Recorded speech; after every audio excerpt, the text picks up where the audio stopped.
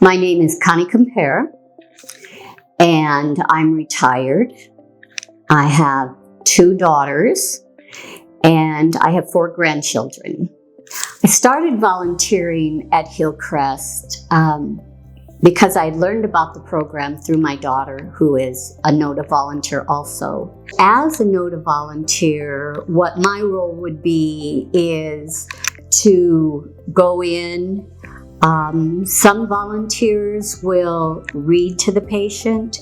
Some will sit quietly, just be with them at that point in time. So one of the favorite things that ever happened as a Hillcrest volunteer was when I brought my quilting to display at Mabel Rose.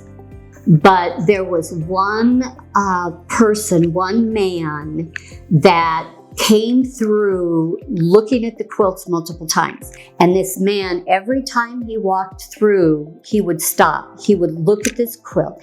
He'd get teary-eyed. He would offer to buy it.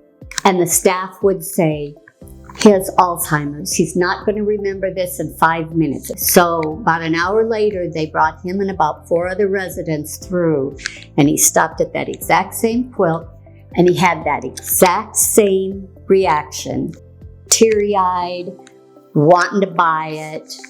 And I asked him, I said, well, when is your birthday? And he told me, and I said, well, I'm going to give you that quilt for your birthday.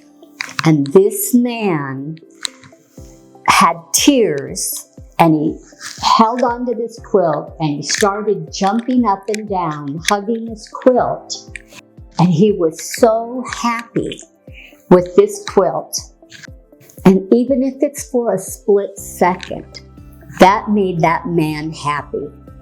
And I was happy to give that quilt to that man. My advice for anyone who's thinking about volunteering would be to give serious consideration to Hillcrest for their hospice program for volunteering. The biggest thing about when you volunteer, when you give up your time and you give up your energy to do something for another organization or for other people, the only thing you want is to feel appreciated. And that's probably the biggest thing about Hillcrest hospice program with volunteering, is that you are always feel appreciated. Every time you do something, somebody always says thank you. Somebody always makes you feel like what you did was worthwhile.